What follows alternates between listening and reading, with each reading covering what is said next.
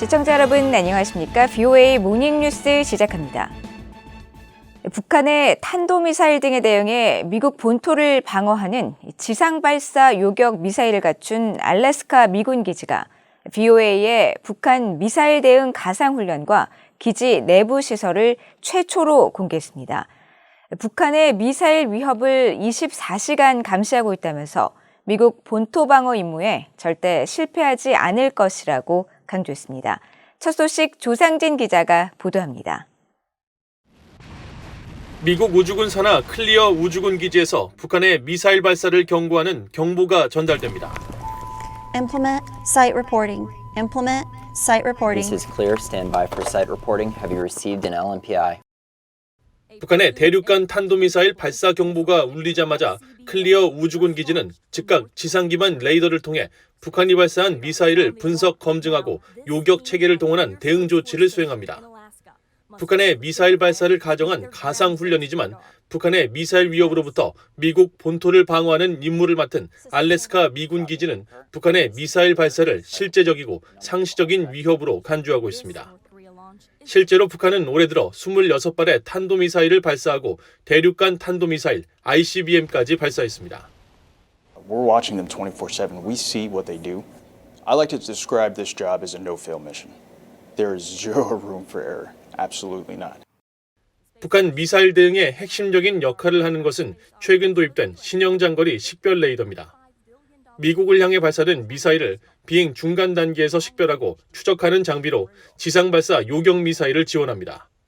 북한 등이 발사한 대륙간 탄도미사일 탑재체는 발사 후 대기권을 벗어나 우주에서 분리된 뒤 복잡한 파편을 만드는데 미국 정부가 15억 달러를 들여 알래스카 기지에 최근 도입한 신형 지상 기반 레이더는 5,000km 밖의 우주 물체까지도 추적할 수 있는 지구상 가장 정교한 레이더라고 기지 측은 설명했습니다. LRDR is able to look into that adversarial threat cloud and differentiate which object is the warhead that we want to hit. If I could compare it to anything, it would be, watching regular TV versus 4K or 8K. 알래스카 포트 그릴리 기지의 미사일 방어대대를 지휘하는 크리스 스투츠 대대장은 지하 경납고에 40기의 지상 요격 미사일이 배치되어 있다며 적의 미사일 발사 즉시 대응에 나설 것이라고 강조했습니다. 포트 그릴리 기지는 또 미국 정부가 오는 2028년 운용을 목표로 최근 추가 완공한 지상 발사 요격 미사일을 위한 20개의 지하 경납고 내부를 VOA에 최초로 공개했습니다. 그러면서 오는 2028년까지 포트 그릴리 기지에 차세대 지상 발사 요격기 20기를 추가 배치할 계획이라고 밝혔습니다. 미국은 현재 캘리포니아 반덴버그 기지와 알래스카 포트 그릴리 기지에 북한 등의 탄도미사일 위협에 대응한 총 44기의 지상 기반 요격 미사일을 운용하고 있으며 오는 2028년까지 포트 그릴리 기지에 20기를 추가 배치해 탄도미사일 방어 역량을 강화한다는 계획입니다. VOA 뉴스 조상진입니다. 권영세 한국통일부 장관은 세계적으로 안보 정세가 흔들리는 상황에서 북한이 7차 핵실험을 감행할 경우 국제사회의 엄청난 비판에 직면할 것이라고 경고했습니다. 권 장관은 또 북한의 전술핵 무기 개발로 북핵이 한국을 겨냥한 것이 아니라는 일각의 견해는 틀렸다고 지적했습니다. 박동정 기자의 보도입니다. 권영세 한국통일부 장관은 27일 서울 프레스센터에서 열린 서울 외신기자클럽 초청 간담회에서 북한의 핵실험 가능성에 우려를 나타냈습니다.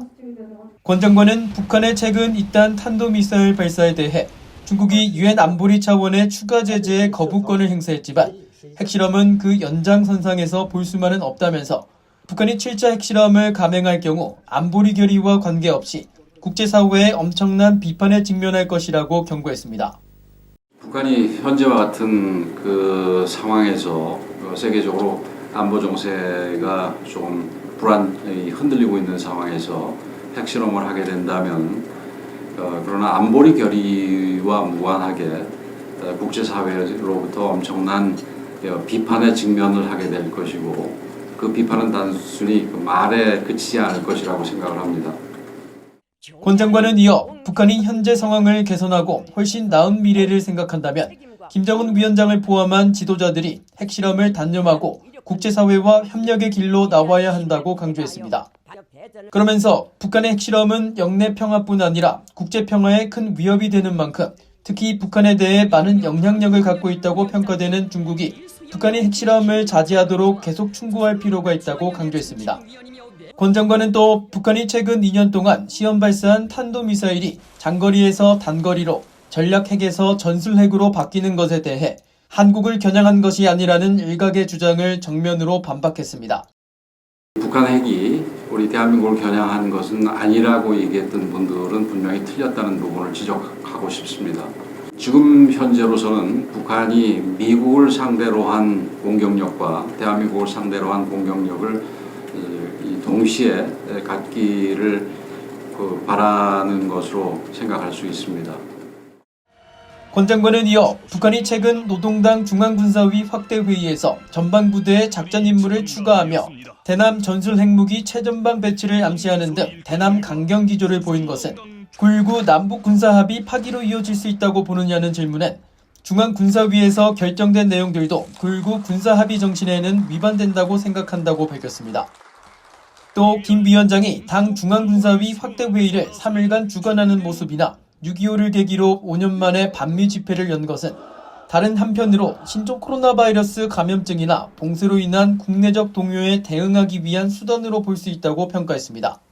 또 한국인 납북자 문제 해결과 관련해선 북한과 대화가 재개된다면 납북자 문제를 포함한 한반도 전체의 인도적 문제에 대해서 적극 제기할 생각이라고 밝혔습니다. BUE 뉴스 박동정입니다. 미국 재무부 산하 금융범죄단속반이 최근 미국 금융기관들에게 북한이 금융거래 관련 고위험국으로 지정된 사실을 거듭 강조하면서 금융거래에 주의를 기울일 것을 당부했습니다. 금융범죄단속반은 최근 보도자료를 통해 국제자금세탁방지기구가 최근 북한과 이란에 대한 고위험 국가 지위를 유지하기로 결정했다면서 이 같은 결정을 미국 내 금융기관들에 통보하고 있다고 밝혔습니다. 특히 미국 금융기관들은 금융거래와 관련한 의무사항과 정책, 절차, 또 관행을 검토할 경우 북한과 이란에 대한 국제자금 세탁 방지기구의 결정사항을 고려해야 한다고 설명했습니다.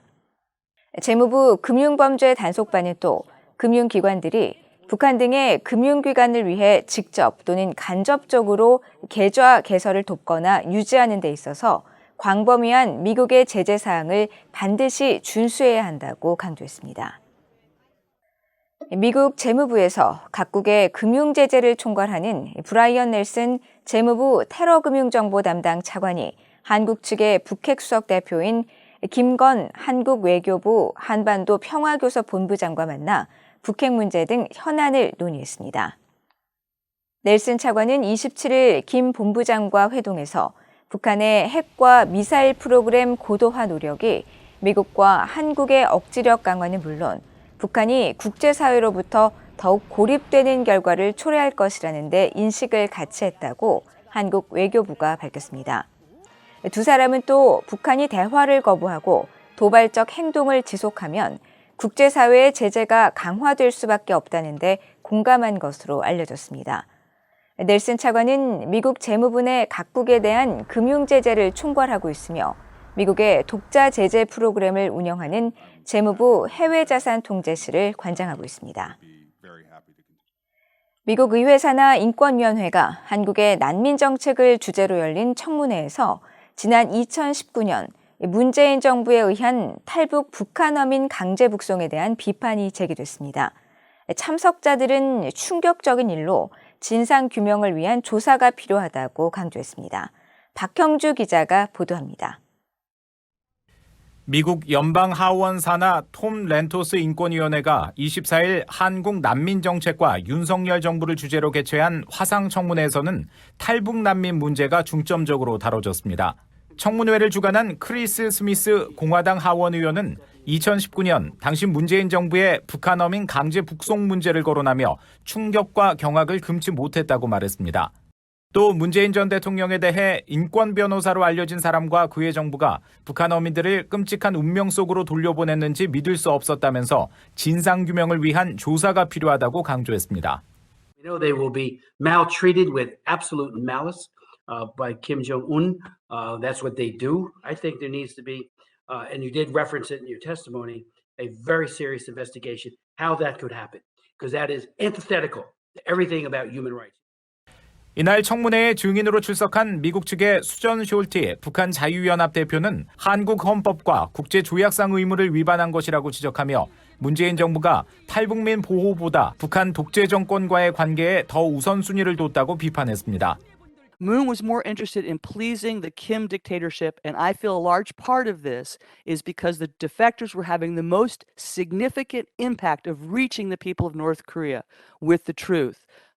한국 측 전문가는 당시 문재인 정부가 김정은 위원장의 답방을 성사하기 위해 북한 어민 2명을 닷새 만에 돌려보냈다는 추측도 있었다고 소개했습니다.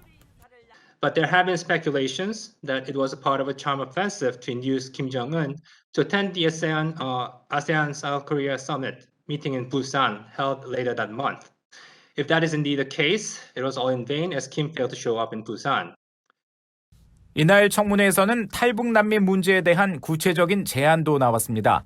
북한 자유연합의 숄티 대표는 현재 중국 감옥에 약 1,200여 명의 북한 주민들이 구금된 것으로 추산되고 이 중 절반은 어린이와 여성, 한국으로 가기를 원하는 북한 주민들이라면서 이들을 데려오기 위해 윤석열 정부가 비행기를 보낼 것을 제안했습니다.